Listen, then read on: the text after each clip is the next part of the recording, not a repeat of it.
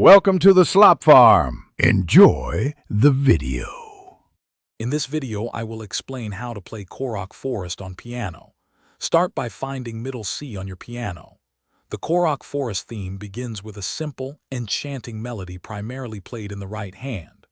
We'll focus on the first few measures, establishing the main tune. Remember to keep your touch light and airy, mimicking the magical atmosphere of the forest. This sets the foundation for the entire piece, so practice it slowly and deliberately.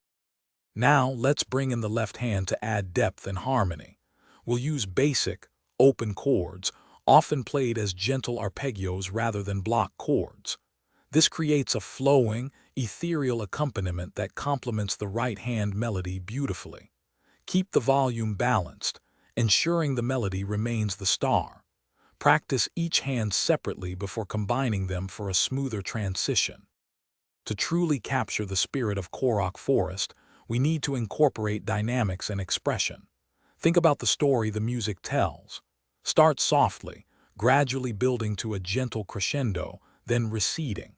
The sustain pedal can add a lovely resonance, but use it judiciously to avoid muddiness. Emphasize certain notes in the melody to highlight their importance, bringing the piece to life with feeling. Consistent practice is key to mastering this enchanting piece. Begin by practicing at a very slow tempo, ensuring every note is correct and every rhythm precise. Divide the music into smaller 2 to 4 measure sections, perfecting each before linking them together. Listening to the original Korok Forest theme will also guide your interpretation and help you capture its unique charm.